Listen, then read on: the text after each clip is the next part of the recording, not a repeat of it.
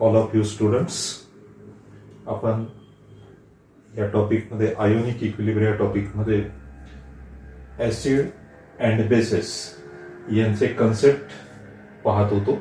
सुरुवातीला आपण ऍसिड आणि बेसेस यांच्या क्लासिकल डेफिनेशन्स पाहिलेल्या आहेत आणि ह्या क्लासिकल डेफिनेशन्स जे आपण 9वी-10वीला शिकलेलो आहोत की ज्याच्यामध्ये acid is a substance whose water solution turns blue litmus red which neutralizes base. त्याच पद्धतीने बेसचे अर्थ आपण पाहिलेले आहेत. Base is A substance whose aqueous solution turns red litmus blue which neutralizes acid. असे काही सुरुवातीच्या डेफिनेशन्स पाहिलेले आहेत. पण तुमच्या लक्षात आलं असेल की या डेफिनेशन्स वरून आपणाला ऍसिड आणि बेसेसच्या प्रॉपर्टीज आपणाला फक्त समजतात आणि या प्रॉपर्टीज महत्वाच्या नसून ऍसिड आणि बेसेस हे सबस्टन्स कसे आहेत, त्यांचं स्ट्रक्चर कसं आहे हे याच्यावरून लक्षात येत नाही आणि म्हणून त्यांचं स्ट्रक्चर समजण्याच्या दृष्टीने या वेगवेगळ्या शास्त्रज्ञांनी आपल्याला कन्सेप्ट म्हटलेले दिसतात. ते कन्सेप्ट कुठले कुठले आहेत हे आपण इथं पाहत होतो. ते कन्सेप्ट, पहिला कन्सेप्ट आहे याच्यामध्ये अरेनियसचा कन्सेप्ट, दुसरा कन्सेप्ट आहे ब्रॉन्स्टेड लॉवरी कन्सेप्ट आणि तिसरा कन्सेप्ट आहे लेविस कन्सेप्ट. याच्यामध्ये आपण पहिला कन्सेप्ट याला सुरुवात केलेली होती, अरेनियसचा कन्सेप्ट. आणि यामध्ये मी सांगितलेलं होतं की अरेनियस हा पहिला शास्त्रज्ञ आहे की ज्यांनी आयोनायझेशनचा कन्सेप्ट आपल्या समोर ठेवलेला आहे. पहिल्यांदा आयोनायझेशन अरेनियस या शास्त्रज्ञांनी स्टडी केलेला आणि या कन्सेप्टनुसार आपण ऍसिडची डेफिनेशन अशी पाहिलेली आहे, आठवते का बघा. Acid is a substance which is a hydrogen compound. Acid is a hydrogen compound which gives H+ ions in aqueous solution. Acid हे हायड्रोजनचं कंपाऊंड आहे, ऍक्वियस सोल्युशन मध्ये ते H+ आयन प्रोड्यूस करतं. याचं उदाहरण जर आपण बघितलं तर आपल्याला एक उदाहरण मी सांगतो इथं. HCl when it dissolved in water it produces H+ plus Cl minus ions. Likewise H2SO4 असेल, HNO3 असेल, HF असेल, HBr असेल, ही सगळी ऍसिड्स पाण्यामध्ये डिझॉल्व्ह केली की काय तयार करतात, H+ आयन तयार करतात. याचा अर्थ ही कंपाऊंड हायड्रोजननी बनलेली असतात आणि म्हणून त्यांना हायड्रोजन कंपाऊंड्स असं म्हणायचं. हायड्रोजन असल्यामुळेच ते ऍक्वियस सोल्युशन मध्ये H+ आयन प्रोड्यूस करतात. सगळ्या ऍसिड्सना ऍसिडिक गुणधर्म हे त्यांच्यामधल्या H+ आयनामुळे निर्माण झालेले असतात, हे मी सांगितलेलं होतं. अरेनियसनी बेस डिफाईन केलाय. Base is a hydroxide compound. Base is a hydroxide compound which in aqueous solution produces OH- ions. उदाहरण आपण घेतलं, उदाहरणार्थ NaOH. In aqueous solution, it gives Na plus OH- ion. अशी हायड्रॉक्साइड कंपाऊंड्स की जी पाण्यात dissolve केली की आपल्याला OH- आयन मिळतात, त्यांना आपण बेस असं म्हणतो. उदाहरण NaOH पाण्यामध्ये डिझॉल्व्ह केलं की OH- आयन तयार करतो. NaOH असेल, KOH असेल, NH4OH असेल, AlOH थ्राईस असेल, CuOH थ्राईस असेल, ही सगळी कंपाऊंड्स बेसिक आहेत कारण ती हायड्रॉक्साइड्स आहेत, पाण्यामध्ये OH- आयन तयार करतात. म्हणून ह्या सगळ्या बेसना बेसिक प्रॉपर्टी ज्या आहेत त्या OH- आयनामुळे मिळालेल्या आहेत. म्हणून व्याख्या लक्षात ठेवा. Acid is a hydrogen compound in aqueous solution gives H+ ion. Base is a hydroxide compound which in aqueous solution produces OH- ion. ह्या अरेनियसच्या ऍसिड आणि बेसच्या डेफिनेशन्स आहेत. आता अरेनियसचा कन्सेप्ट किंवा अरेनियसच्या डेफिनेशन ऍसिड आणि बेस या जर डेफिनेशन सांगितलेल्या असतील तर पुढचा कन्सेप्ट का शिकायची गरज आहे, तर याच्यात काही ड्रॉबॅक्स आहेत. ऍसिड आणि बेसच्या डेफिनेशन्स ज्या त्यांनी कन्सेप्टमध्ये या सांगितलेल्या आहेत त्या कन्सेप्टमध्ये आपल्याला काही ड्रॉबॅक दिसतात आणि त्याच्यातला पहिला ड्रॉबॅक असा दिसतो महत्वाचा की अरेनियसनी ऍसिड आणि बेसेस यांच्या डेफिनेशन्स ज्या सांगितलेल्या आहेत त्या डेफिनेशन्स मी प्रत्येक वेळी म्हणत होतो बघा. Acid is a hydrogen compound which in aqueous solution gives H+ ion. Base is a hydroxide compound which in aqueous solution gives OH. Aqueous solution विचारात घेऊन अरेनियसनी ऍसिड आणि बेस डिफाईन केलेले आहेत. मग जर असं असेल तर मग दुसरा एखादा सॉल्व्हंट घेतला, ऍक्वियस म्हणजे पाण्याच्या ऐवजी दुसरा एखादा सॉल्व्हंट घेतला तर त्या सॉल्व्हंट मध्ये HCl ऍसिड म्हणून ऍक्ट होईल का, NaOH बेस म्हणून ऍक्ट होईल का, याचं एक्सप्लेनेशन अरेनियसनी त्याच्या थेअरीमध्ये किंवा कन्सेप्टमध्ये कुठंही दिलेलं नाही. उदाहरणार्थ HCl पाण्यामध्ये ऍसिड म्हणून ऍक्ट होतं, पण पाण्याच्या ऐवजी HCl मी बेन्झीन मध्ये डिझॉल्व्ह केला तर तो ऍसिड म्हणून ऍक्ट होईलच असं नाही. म्हणून लिमिटेशन काय आहे, अरेनियसनी ऍसिड आणि बेसच्या व्याख्या फक्त ॲक्वियस सोल्युशन विचारात घेऊन केलेले आहेत, पाण्यातलं सोल्युशन विचारात घेऊन केलेले आहेत. दुसरा सॉल्व्हंट घेतला तर ह्या डेफिनेशन्स लागू होतील असं नाही. दुसरा एक महत्वाचा ड्रॉबॅक असा दिसतो की अरेनियसनी Na2CO3 NH3 sodium carbonate, NH3 ammonia, ही काही कंपाऊंड्स आहेत आणि ही कंपाऊंड्स बेसिक नेचरनी आहे. नेचरनी कसे आहे, बेसिक आहे, पण ह्यांचं बेसिक नेचर अरेनियसनी एक्सप्लेन केलेलं नाही. उदाहरणार्थ Na2CO3 घेतला, अरेनियस म्हणतो की बेस कसा असला पाहिजे, तो हायड्रॉक्साईड कंपाऊंड असला पाहिजे ज्याच्यामध्ये OH- आयन असला पाहिजे. इथं कुठं OH- आयन दिसतात का, नाही. म्हणजे हा पाण्यात डिझॉल्व्ह केला तर OH- आयन प्रोड्यूस करेल का, नाही. अरेनियसच्या व्याख्येनुसार हा बेस म्हणून ऍक्ट होत नाही. NH3 हा पण बेसिक आहे नेचर, पण इथं कुठं OH- आयन दिसतात का, बेसच्या व्याख्येनुसार दिसत नाही. तरी सुद्धा NH3 हा बेस आहे. यांचं बेसिक नेचर अरेनियसनी एक्सप्लेन केलेलं नाही. म्हणून आपल्याला दुसरा कन्सेप्ट शिकायची गरज आहे. मग याच्यात काय लक्षात ठेवावं लागेल, ऍसिड आणि बेसच्या व्याख्या लक्षात ठेवावं लागेल आणि त्यांचे ड्रॉबॅक लक्षात ठेवावे लागतील. दुसरा कन्सेप्ट बघूया आपण. मी दुसरा कन्सेप्ट एक्सप्लेन करतो, लॉरी-ब्रॉन्स्टेड कन्सेप्ट. आता हा लॉरी-ब्रॉन्स्टेड किंवा ब्रॉन्स्टेड-लॉरी कन्सेप्ट याच्यातले काही ड्रॉबॅक या थेअरीने कमी करण्याचा प्रयत्न केलेला आहे. याच्या कन्सेप्टनुसार आपल्याला ऍसिड कसं डिफाईन करता येतं बघा. Acid is a substance which donates proton to the other. So it is also called as proton म्हणजेच H+. Proton donor. Acid is a substance which can donates proton to the other substance is called acid.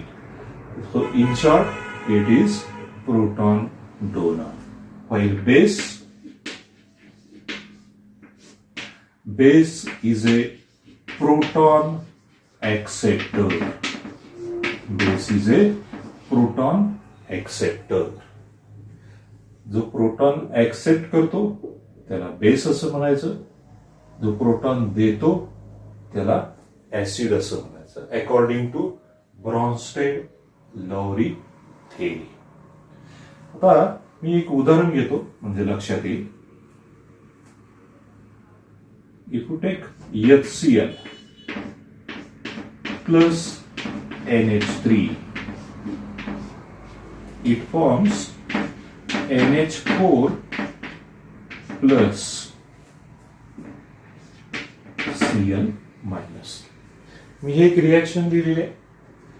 या reaction वरून आपल्याला लोअरी Brønsted acid कुठला आणि लोअरी Brønsted base कोणता हे लक्षात घ्या. HCl it combines with NH3 and forms NH4 plus plus Cl minus. दोन एरो मी इथं दाखवलेले आहेत. याचा अर्थ ही रिव्हर्सिबल रिॲक्शन आहे. फॉरवर्ड आणि रिव्हर्स डायरेक्शन घडते. Reverse reaction NH4 plus Cl minus it forms NH3 plus HCl. According to the definition of Bronsted, HCl it donates proton. HCl it donates proton to NH3. As it donates proton, it behaves or it acts as an acid. This NH3, as it accepts proton acceptor is base. It is base. In forward direction or in forward reaction, HCl donates protons and behaves as an acid. NH3 accepts protons and behaves as a base. If we consider the reverse reaction, where NH4 plus combines with Cl minus ion, it forms NH3 plus Cl, which is acid according to Bronsted-Lowry, which donates proton.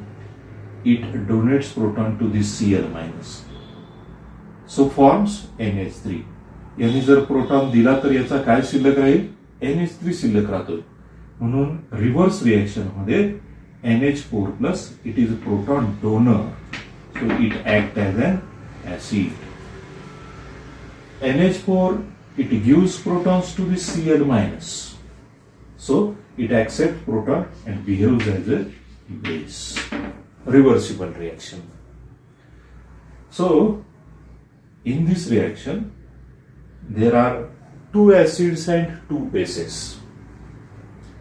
HCl donates protons to NH3 while donating proton from HCl, it is converted to base Cl minus. So this base Cl minus, it is produced from this acid by donating proton. The base produced from this acid due to the loss of proton, it is called conjugate base. Conjugate base of acid HCl. It is the conjugate base of the acid HCl. कोणता conjugate base है? Cl minus. Cl minus is the conjugate base of acid HCl produced by loss of proton. So it is conjugate base of acid HCl. Here NH3 it accepts proton given by HCl. NH3 accepts proton. By accepting proton, it is converted into NH4 plus. So NH4 plus is the conjugate acid of base NH3. NH4 it is produced from this base. How it is produced? By accepting proton. So NH4 plus is the conjugate base of conjugate acid of base NH3. So I can write here conjugate acid कोणता है? NH4 plus. So in one reaction there is one conjugate base and one conjugate acid. Conjugate self generated. Conjugate चा अर्थ काय? Self generated. So according to Bronsted-Lowry, acid and base, these are the proton donor and proton acceptors in this reaction, there is a conjugate base and conjugate acid. Conjugate acid and base, they are also called conjugate acid base, conjugate acid base pair. Conjugate acid base pair. कोणते आहेत conjugate acid base pair? Cl minus NH4. Conjugate acid base pair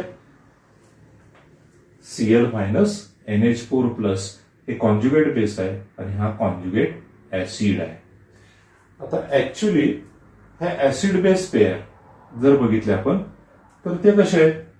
NH3 NH4 plus conjugate acid base pair, याच्यापासून ही create झाली HCl Cl minus, एक conjugate acid base pair आहे. The acid base pair HCl acid आहे, reverse reaction मध्ये Cl base आहे, NH3 base आहे, reverse reaction मध्ये हा ऍसिड आहे. हे ऍसिड बेस पेअर मध्ये तुम्ही ऑब्झर्व केलं तर याच्यात आणि याच्यात काय फरक दिसतो?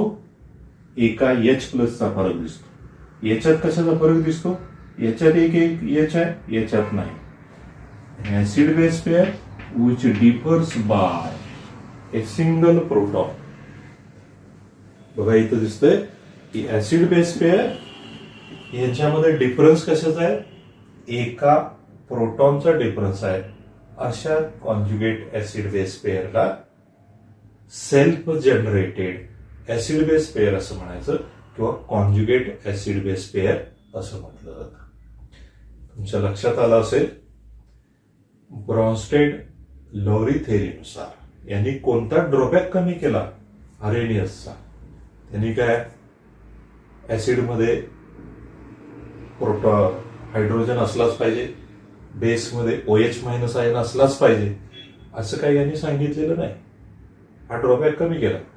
दुसरा ड्रॉबॅक कमी केलाय, ऍसिड आणि बेसच्या व्याख्या एक्सप्लेन करताना त्यांचं ऍक्वियस सोल्युशन असलंच पाहिजे असं नाही, त्याचा कुठेही त्यांनी उल्लेख केलेला नाही. दोन ड्रॉबॅक कमी झाले. NH3 हा बेस काय? तर तो प्रोटॉन ऍक्सेप्ट करतो इथं, म्हणून त्याच्यामध्ये OH मायनस असण्याची गरज नाही. तरी सुद्धा तो बेस काय? तो प्रोटॉन ऍक्सेप्ट करतोय म्हणून तो बेस आहे. म्हणून Na2CO3 किंवा NH3 हे बेस म्हणून ऍक्ट होतात जरी त्यांच्यामध्ये OH मायनस आयन नसला तरी. फक्त त्यांनी काय केलं पाहिजे? प्रोटॉन ऍक्सेप्ट केला पाहिजे. ते प्रोटॉन ऍक्सेप्ट करतात म्हणून ते बेस आहेत. आय थिंक तुम्हाला ह्या ऍसिड आणि बेसच्या व्याख्या कळल्या असतील. एखाद्या रिएक्शन मधला ऍसिड आणि बेसची पेअर कशी ओळखायची या व्याख्येवरून ते तुमच्या लक्षात आलं असेल. एक्झाम मध्ये तुम्हाला एखादी रिएक्शन दिली जाईल आणि त्याच्यातली कॉन्जुगेट ऍसिड बेस पेअर ओळखा असा प्रश्न विचारल्यानंतर तुम्हाला कॉन्जुगेट ऍसिड बेस पेअर ओळखता आले पाहिजे. मी इथं एक दुसरी रिएक्शन लिहितो म्हणजे तुम्हाला या व्याख्येवरून ओळखता येतील.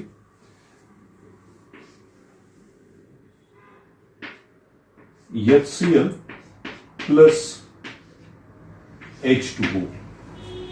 It forms H3O plus Cl minus.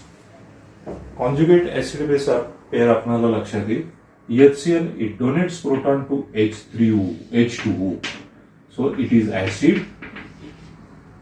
H2 accept proton, it is base.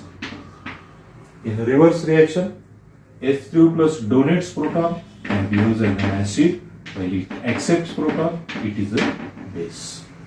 So this is acid 1. It is called acid 1. The base generated from this, it is called base 2. Acid 1, base 2. One conjugate acid base pair. This is acid 2, base 1.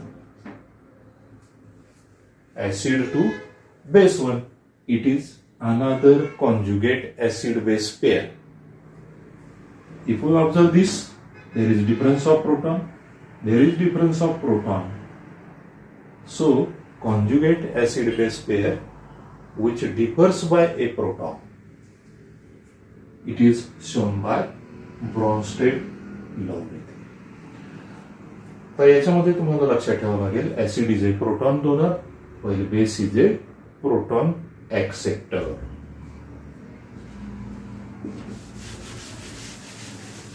Then, what is amphoteric nature of water? Amphoteric याचा अर्थ dual nature.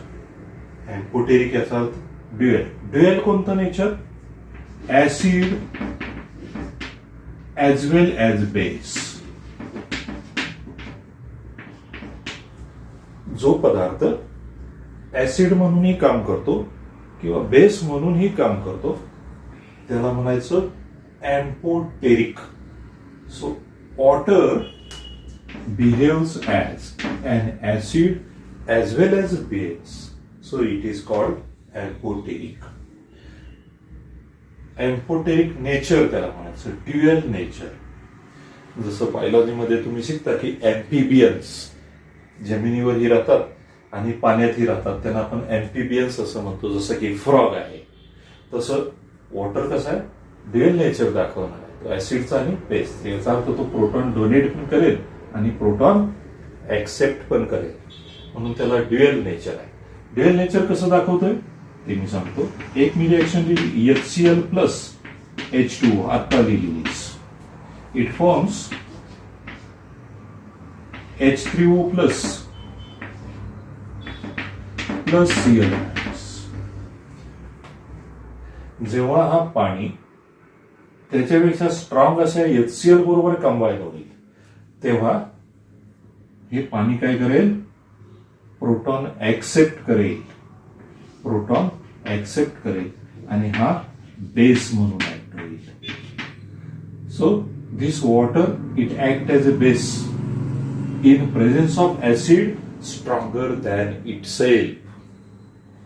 So it shows behaviour of base. दुसरी मी reaction लिहिली NH3 plus H2O, NH3 plus H2. H2O donates protons to this NH3 and forms NH4 plus OH minus. As it donates proton to this NH3, it acts as an acid. So H2O it acts as a acid in presence of base. NH3 is a base. H2O acts as an acid in presence of base stronger than itself. So H2O it shows dual nature, acid as well as a base. So it is called amphoteric nature of water or dual nature of the water. Question will be asked on 2 mark. Explain amphoteric nature of water. Amphoteric nature of water. मला ह्या 2 reaction लिहून या reaction मध्ये तो base म्हणून कसा act होतोय, या रिएक्शन मध्ये तो ऍसिड म्हणून केव्हा ऍक्ट होतोय हे एक्सप्लेन करावं लागेल. त्यालाच म्हणायचं amphoteric nature of water. So this is Bronsted Lowry theory. याच्यामध्ये ऍसिडचा अर्थ लिहिला आहे प्रोटॉन डोनर, बेसचा अर्थ लिहिला आहे प्रोटॉन ऍक्सेप्टर. त्यानंतर कॉन्जुगेट ऍसिड बेस पेअर कशाला म्हणायचं ते आपण एखाद्या रिएक्शनवरून एक्सप्लेन केलं. एक रिएक्शन दिली असेल तर त्याच्यातली कॉन्जुगेट ऍसिड बेस पेअर कोणते आहेत किंवा कॉन्जुगेट ऍसिड कोणतं, कॉन्जुगेट बेस कोणतं, एकमेकापासून तयार झाले असं त्याचा अर्थ आहे. Self generated. एक्झाम मध्ये असाही प्रश्न आहे, एखादी अशी रिएक्शन दिली जाईल आणि या रिएक्शन मधला कॉन्जुगेट ऍसिड बेस पेअर ओळखा, हे तुम्हाला सांगितलं जाईल 2 मार्कासाठी किंवा 1 मार्कासाठी.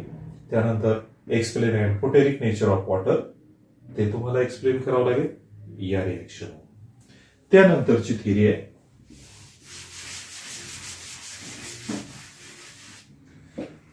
Lewis theory. लेविस थेरीने ऍसिड आणि बेसच्या व्याख्या लिहिलेल्या. ऍसिड आणि बेस काय आहे? ऍसिड इज ए लोन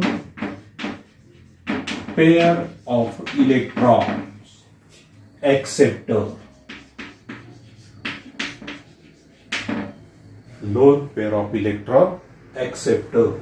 याच्या उलट base lone pair of electron donor. एक आहे इलेक्ट्रॉन डोनर तर दुसरा आहे इलेक्ट्रॉन पेअर एक्सेप्टर. कोणती? Lone pair.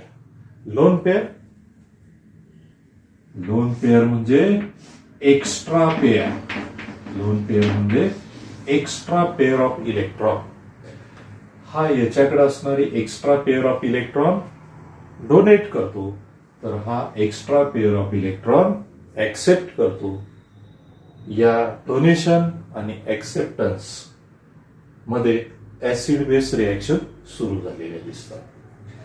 म्हणून ही व्याख्या लक्षात ठेवा. Acid lone pair of electron accept केला पाहिजे, बेसने lone pair of electron donate केला पाहिजे.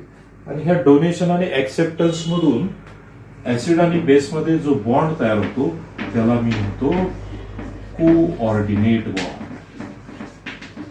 काय म्हणायचं? कोऑर्डिनेट बॉन्ड असं म्हणायचं. Formation of coordinate bond is the reaction between acid and base. Formation of coordinate bond from acid and base is the reaction between acid and base. आता बघा यामध्ये आपल्याला ही ऍसिड आणि बेस यांच्यामध्ये कोऑर्डिनेट बॉन्ड तयार होण्याची रिएक्शन कशी दिसते त्याचं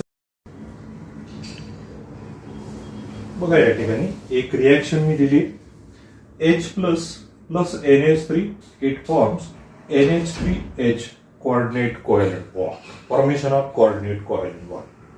हा H plus जेव्हा NH3 बरोबर कंबाईन होईल तेव्हा NH3H प्लस असा तयार होईल कोऑर्डिनेट बॉन्ड. कोण याच्यातला ऍसिड असेल आणि कोण बेस असेल? आता हा H प्लस म्हणजे काय? तर हायड्रोजन. याचा ऍटॉमिक नंबर आहे 1 आणि याचं कॉन्फिगरेशन आपण 1s1 असं लिहितो. 1s1. जेव्हा हा एक इलेक्ट्रॉन लॉस करेल तेव्हा हायड्रोजन याचं कन्व्हर्शन H प्लस मध्ये होईल. एक इलेक्ट्रॉन लॉस केल्यानंतर म्हणजे एक इलेक्ट्रॉन आहे तेव्हा त्याचं कॉन्फिगरेशन 1s1 लिहिलंय पण तोही इलेक्ट्रॉन त्यांनी लॉस केला तर आता इलेक्ट्रॉन किती राहिले त्याच्याकडे? 0. पण एक इलेक्ट्रॉन लॉस केल्यामुळे हायड्रोजनचं कन्व्हर्शन H प्लस आयनामध्ये झालेलं आपल्याला दिसतं. असा हा H प्लस आहे. याच्याकडे एकही इलेक्ट्रॉन नाही. तो जेव्हा NH3 बरोबर कंबाईन होईल. NH3 कसा आहे? Nitrogen, atomic number 7. कॉन्फिगरेशन याचं असं लिहिलं जातं 1s2 2s2 2p3 2p3. 2 आणि 2 4 आणि 3 7 इलेक्ट्रॉन आहेत. इथं 2 लिहिलेला प्रिन्सिपल क्वांटम नंबर आहे. ही ह्याची शेवटची कक्षा असते, आउटर मोस्ट सेल. आणि बॉन्ड तयार करताना आउटर मोस्ट सेल मध्ये इलेक्ट्रॉन्सच आपल्याला कन्सिडर करायचे. ते किती आहेत? 2 + 3 5 आहे. असा नायट्रोजन आहे की ज्याच्याकडे 5 इलेक्ट्रॉन आहेत. ते 5 इलेक्ट्रॉन मी समजा असे दाखवले. हे 5 इलेक्ट्रॉन 2 3 4 5. आता 5 इलेक्ट्रॉन नायट्रोजनचे. हा नायट्रोजन काय करतो? या 3 हायड्रोजन बरोबर प्रत्येक हायड्रोजनकडे 1 इलेक्ट्रॉन असतो. हा 1 इलेक्ट्रॉन, हा 1 इलेक्ट्रॉन, या हायड्रोजनचा 1 इलेक्ट्रॉन. याच्यात 3 हायड्रोजन आहेत. नायट्रोजनला एकूण 3 हायड्रोजन जोडलेले आहेत. असे इथे एक बॉन्ड, इथे एक बॉन्ड, इथे एक बॉन्ड. नायट्रोजनला 3 हायड्रोजन सिंगल बॉन्डने जोडलेत. आता या बॉन्डमध्ये हायड्रोजनचा 1 आणि नायट्रोजनचा 1 इलेक्ट्रॉन आहे. प्रत्येकाचा 1 आहे. म्हणून हाच शॉर्टली असं दाखवता येतो NH3 पण आता याच्याकडे बॉन्ड मध्ये भाग न घेतलेले 2 एक्स्ट्रा इलेक्ट्रॉन आहेत. या एक्स्ट्रा इलेक्ट्रॉनलाच लोन पेअर असं म्हणायचं. एक्स्ट्रा इलेक्ट्रॉनलाच काय म्हणायचं? Loan pair of electron. मग याच्याकडे मी आता इथं दाखवू का लोन पेअर ऑफ इलेक्ट्रॉन? याच्याकडे एकही इलेक्ट्रॉन नाही, याच्याकडे लोन पेअर ऑफ इलेक्ट्रॉन आहे, एक्स्ट्रा आहे, म्हणून हा नायट्रोजन याला इलेक्ट्रॉनची पेअर देतो. लोन पेअर ऑफ इलेक्ट्रॉन तो इलेक्ट्रॉनची पेअर देतो. Loan pair of electron donor तो कोण असला पाहिजे? बेस. म्हणून NH3 काय येतं? बेस आहे. NH3 is a base. तो कुणाला देतोय? H+ ला. इलेक्ट्रॉनची पेअर घेणारा कोण आहे? ऍसिड. आणि म्हणून NH3 आणि H यांच्यामध्ये जो कोऑर्डिनेट बॉन्ड तयार होतो तो आपण या पद्धतीने दाखवला जातो. या बॉन्डच्या मध्ये एरो दाखवायचा. तो एरो कशाची डायरेक्शन दाखवतो? जो ऍटम दुसऱ्याला इलेक्ट्रॉन देतोय तिकडून तो एरो दाखवायचा. NH3 हा इलेक्ट्रॉनची जोडी H+ ला देतोय आणि नायट्रोजन आणि या H+ मध्ये कोऑर्डिनेट बॉन्ड तयार होतोय. म्हणून NH3 हा बेस, H+ हा acid, electron pair donor, electron pair acceptor. बघ आता आपण 3 कन्सेप्ट कुठले बघितले?